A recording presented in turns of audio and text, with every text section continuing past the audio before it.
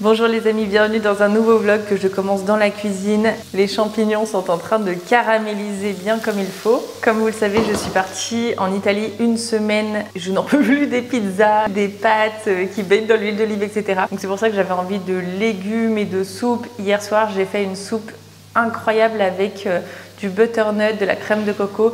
Je vous mets la recette juste maintenant.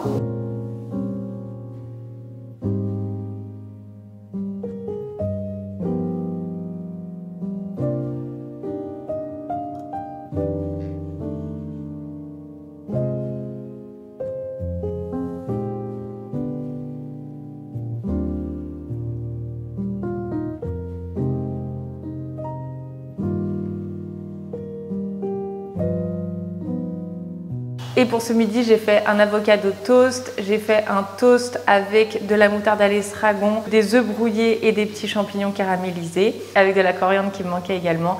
Et je vais vous raconter un petit peu ce qui s'est passé en Italie juste après le déjeuner. On a bien déjeuné, c'était super bon. Et maintenant, je me pose avec ma petite tisane digestive et... attendez, on va allumer une bougie. C'est celle que je vous ai présentée la dernière fois, c'est la bougie Gabrielle de chez Trudon. Petit conseil pour les bougies, vous voyez, ça fait toujours une petite boule, la mèche au bout d'un moment. Et avant de la rallumer, cassez carrément la mèche pour garder qu'un petit bout et enlever cette boule-là. Voilà, après il faut aller se laver les mains, mais c'est important pour préserver la bougie. C'est un professionnel qui m'a dit ça un jour. Et deuxième chose très importante, peu importe la bougie, que ce soit une bougie plutôt luxueuse ou n'importe laquelle, il faut toujours attendre que toute la surface de la bougie soit liquide avant de l'éteindre. Vous ne pouvez pas allumer une bougie juste 15 minutes et après l'éteindre parce qu'il va y avoir des variations si vous voulez. Ça va être plus creusé au milieu et ensuite plus rond sur les côtés et vous n'allez pas pouvoir la brûler jusqu'au bout. Donc voilà, c'est hyper important que ce soit tout liquide avant de l'éteindre. Et j'ai mon petit... c'est plutôt une infusion, c'est pas un thé, c'est une infusion. Et pour moi, c'est une des meilleures infusions digestives que je connaisse. C'est la Bye Bye Air de chez Cosme. Et là encore, j'ai un petit conseil à vous donner. Si vous prenez des infusions pour soigner une préoccupation particulière ou voilà, si c'est pas uniquement dans le côté plaisir, relaxation, et que c'est une infusion, je sais pas moi, pour la peau ou alors pour la digestion ou pour le sommeil, préférez toujours une infusion bien infusée dans un tout petit peu d'eau et d'autant plus pour l'infusion digestive. Si vous mettez trop d'eau, eh bien ça va diluer les enzymes digestives qui permettent justement de digérer votre repas. Donc c'est un petit peu dommage, c'est contre-productif.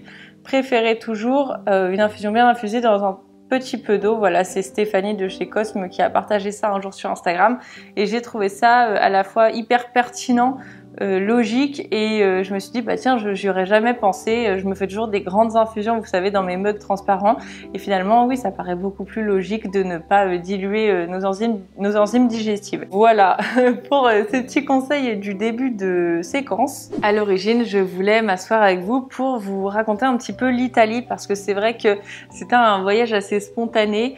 On est parti pour l'anniversaire de maman toute la semaine dernière. On a commencé par Sienne, qui est une ville classée au patrimoine mondial de l'UNESCO.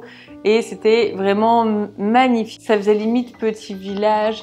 La cathédrale est époustouflante de par la qualité des détails sculptés. On dirait de la dentelle.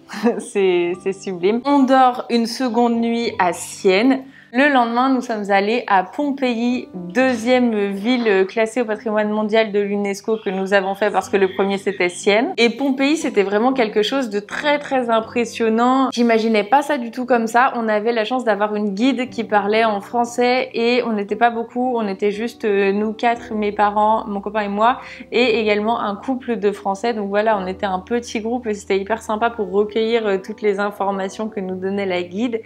On a commencé par un musée dans lequel on a vu des gens, comment dire, morts, des vrais gens, qui étaient figés par la lave, par la chaleur, etc. Et on les voyait dans la position dans laquelle ils avaient été figés, donc c'était un peu choquant de voir ça. Je m'attendais pas du tout à ça, mais c'était hyper intéressant quand même. On a marché, on a vu l'organisation de la ville, ces grandes pierres, et c'était vraiment hyper joli. On a pu visiter également l'intérieur de maisons qui pareil était réalisée pour être fonctionnelle mais surtout très belle avec ces grands bassins à chaque fois, ces couleurs magnifiques sur les murs, et voilà, c'était impressionnant de voir ça. J'ai adoré Pompéi. Ensuite on est allé à Sorrente, et Sorrente, alors là tout était pris pour le week-end, tous les hôtels, on a cherché pendant je sais pas combien de temps et on est tombé sur un hôtel juste incroyable. Est-ce que j'ai le nom ici? Oui, je vais vous le dire. C'était un domaine de je ne sais combien d'hectares qui proposait à la fois une petite plage privée, des cours de yoga, ils ont une ferme, ils ont des chevaux, ils ont leur propre verger. C'était vraiment immense. Ça s'appelle le Relais Regina Giovanna. Et le lendemain, nous sommes allés à Capri. Capri, c'est vraiment une toute petite île, donc on a pris le bateau. T'as des bateaux qui mettent 20 minutes, c'est ce qu'on a fait pour arriver à Capri. Et on est monté, alors soit tu as un funiculaire pour monter jusqu'en haut et voir la vue, mais nous on a décidé d'y aller à pied pour voir justement toutes les petites ruelles, regarder un petit peu les maisons, etc. On est arrivé là-haut, c'était juste magnifique de voir tout ce paysage, cette mer turquoise, les bateaux, les maisons à flanc de falaise.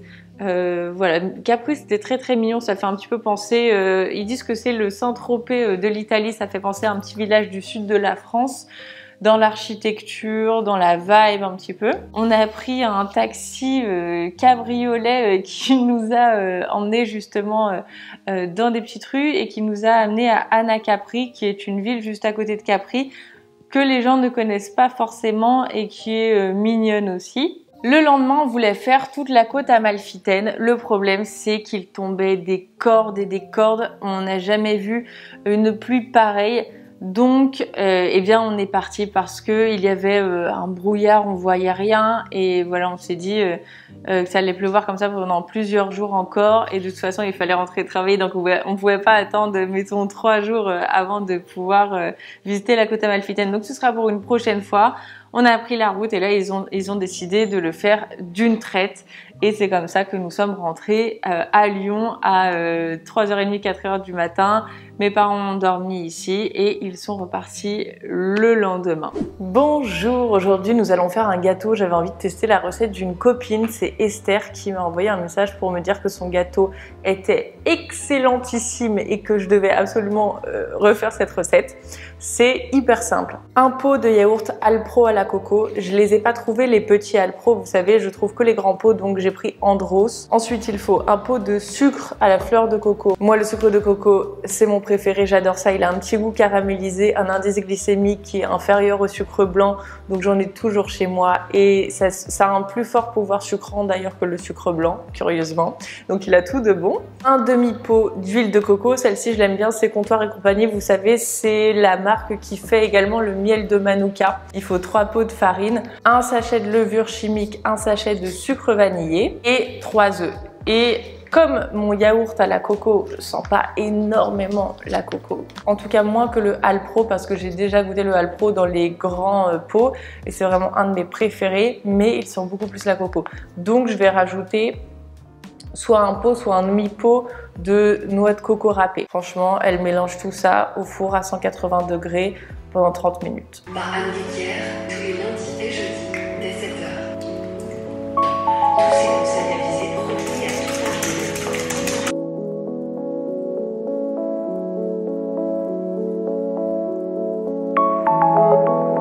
Que impatient, quelle santé vous disiez expérimente toujours cette année qui sommet.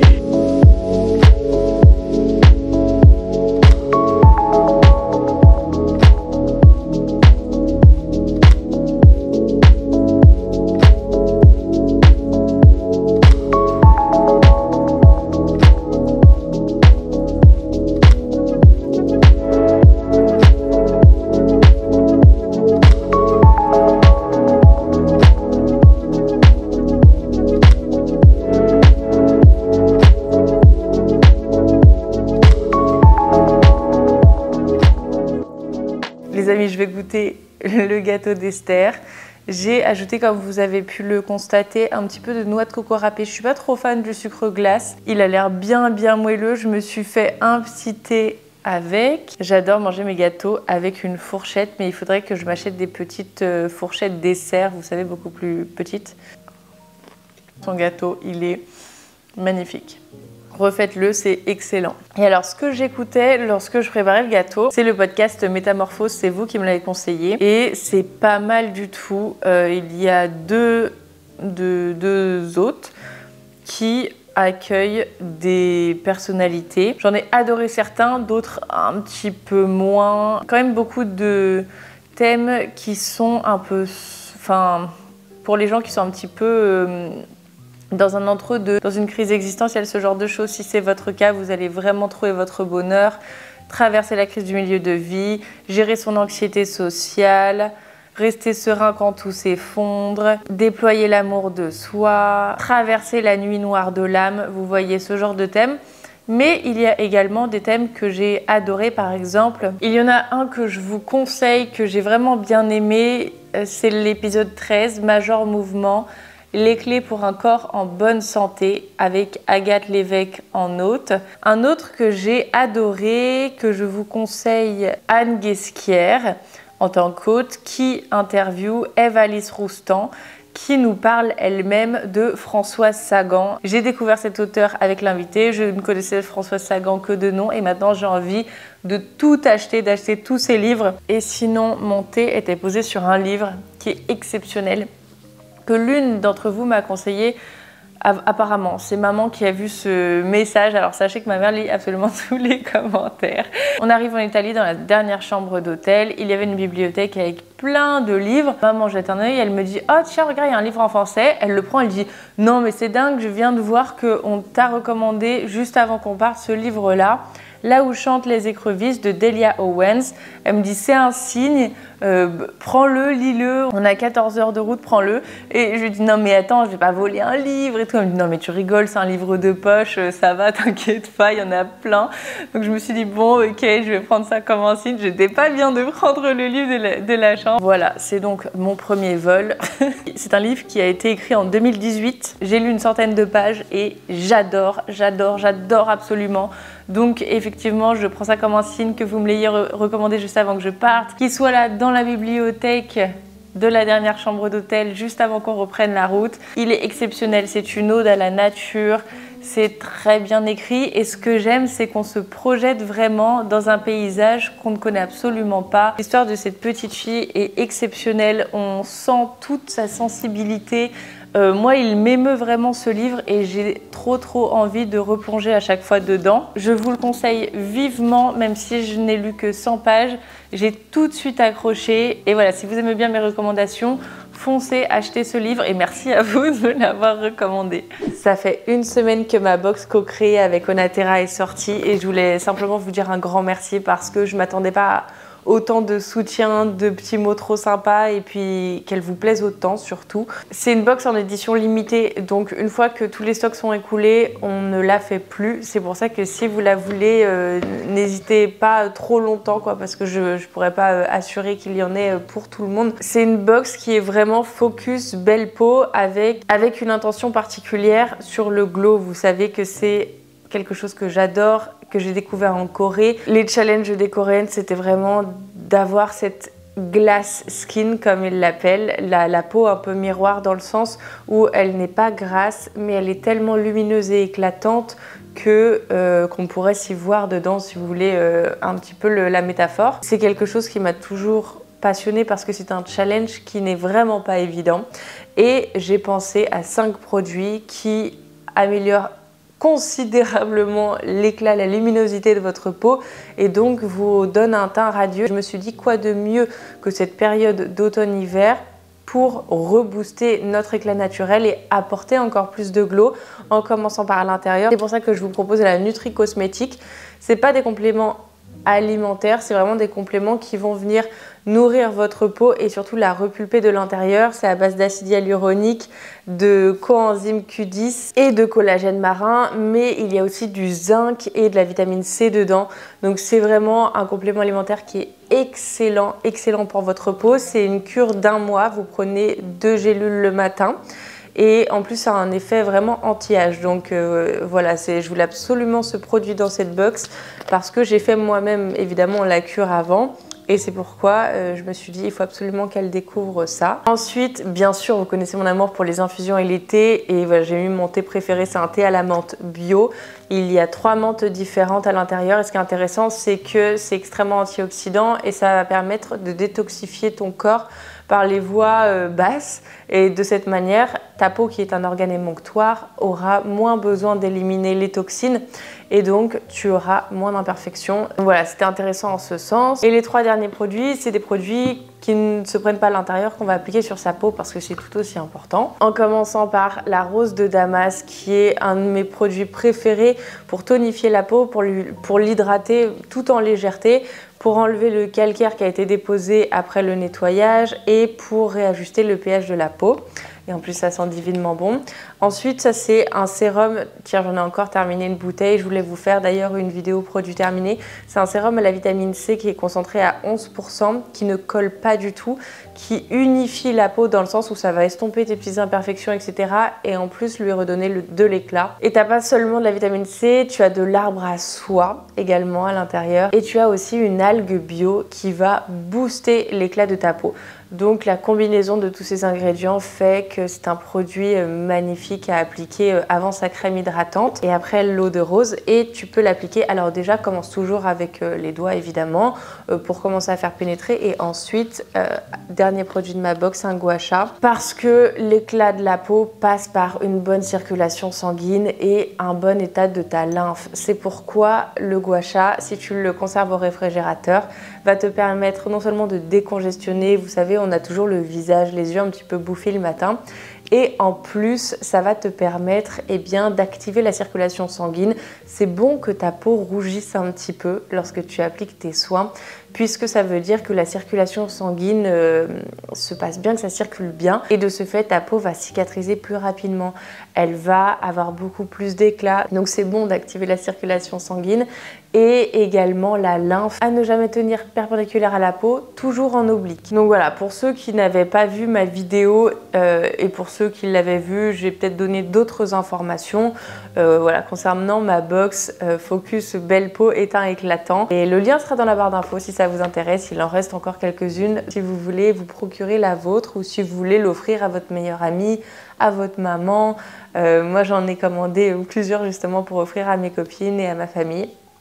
Donc voilà, c'est toujours un petit cadeau qui fait plaisir. Les amis, bonjour. J'ai une nouvelle manière de faire mes sourcils et je voulais vous montrer ça parce que ça fait des années et des années que j'utilise le Brow Fiber de chez Bourjois que j'aime toujours autant. Mais depuis quelques semaines, je prends une technique différente qui reprend d'ailleurs un petit peu ce que je faisais avant.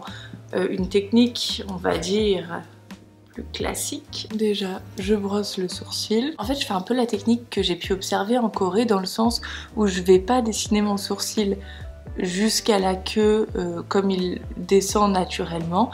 Je vais le terminer beaucoup plus haut. Ça va lifter le regard. Et si vous avez les paupières tombantes ou si vous commencez à avoir des premiers signes de l'âge, etc., je trouve que ça rajeunit drôlement le regard, le visage, de faire terminer son sourcil plus haut. Pour ce faire, j'utilise un crayon qui s'appelle le Precisely de chez Benefit qui est drôlement bien parce qu'il est, comme vous pouvez le constater, tout petit. Enfin, il a vraiment une toute petite mine, ce qui permet de faire du poil à poil et donc d'être plus naturel. Je l'ai dans la teinte 3.5 qui est une teinte un peu châtain cendré. Vous voyez, mon sourcil se termine là. Je vais pas le faire terminer là parce que ça attriste un petit peu le regard en plus. Je vais le faire terminer là. Et vous allez voir qu'après, avec le gel, on verra pas ces poils là. Et là j'y vais encore mollo parce que je trouve que des sourcils trop parfaits, trop bien dessinés, ça durcit un peu le regard et ça a même tendance à vieillir. C'est pas grave s'il y a des petits trous en fait. Après si vous êtes né comme ma maman par exemple naturellement avec des sourcils très fournis, évidemment que c'est joli aussi. Ensuite j'estompe mais évidemment délicatement pour pas enlever tout le travail qu'on vient de... Voilà, est-ce que vous voyez l'idée un petit peu se dessiner.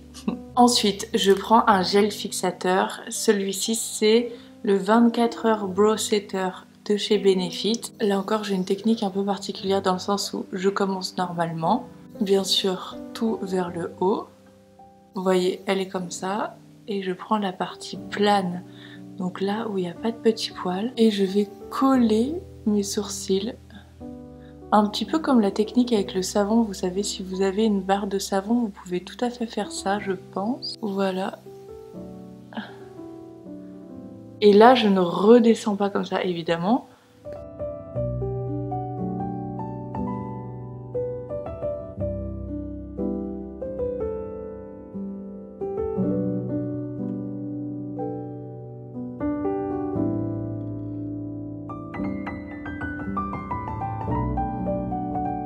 Voilà les amis pour cette petite technique sourcils et regards liftés. Voilà, maintenant je vais sortir Poppy, je vais faire 2-3 courses. Je suis allée chez Sébastien, vous savez, mon fleuriste, comment ça s'appelle, quai Saint-Antoine, qui est sur le quai Saint-Antoine, sur le marché. J'ai acheté ces tournesols magnifiques.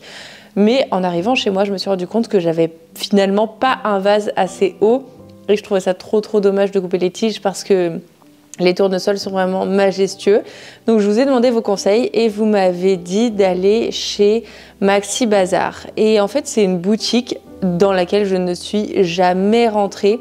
Je passe devant depuis 1 an et j'ai jamais eu la curiosité de rentrer, tout simplement parce que le nom m'inspirait pas trop. Et au vu de vos nombreuses recommandations, eh bien je me suis dit ok, je vais aller voir et j'ai trouvé exactement ce qu'il me fallait. Donc merci beaucoup. Et j'étais émerveillée. Genre c'est vraiment une boutique sur 3 étages, immense, où je pourrais passer une journée entière à fouiner. Il y a tellement de choses et c'est vraiment des petits prix. Et je trouve ça vraiment trop joli dans mon salon. J'ai mis ça à côté. On me demande très souvent, mais plus sur Instagram, mon canapé, c'est le Bubble 2 de chez Roche-Beaubois. Vous savez, le Bubble normal, il est droit, mais là, j'aime bien parce qu'il a un petit côté arrondi. Et c'est la couleur sable. Pour le vase, regardez la beauté et la grandeur du vase. Ce qui est très joli, c'est qu'il est légèrement évasé sur la fin. Et voilà, je peux mettre vraiment tous mes tournesols dedans. Et c'est immense, vous vous rendez compte, c'est la taille de la cheminée, quoi.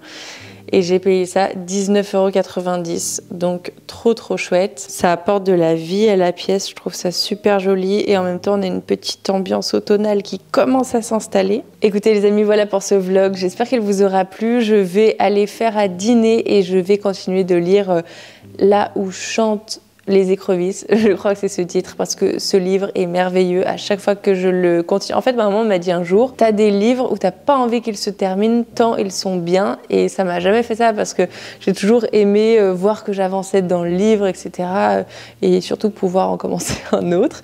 Mais là, pour la première fois, je me dis, j'ai pas envie qu'il se termine parce que j'adore l'ambiance en fait, j'aime trop l'atmosphère du livre, toutes les descriptions. Je suis vraiment plongée dans la scène. Voilà les amis, je vous souhaite un excellent dimanche, prenez soin de vous, prenez le temps de vous reposer et on se retrouve cette fois mercredi, ça y est, on reprend les vidéos le mercredi à 18h25 sur YouTube ou sinon tout de suite sur Instagram, je poste tous les jours et je suis plus présente maintenant en story. Bye!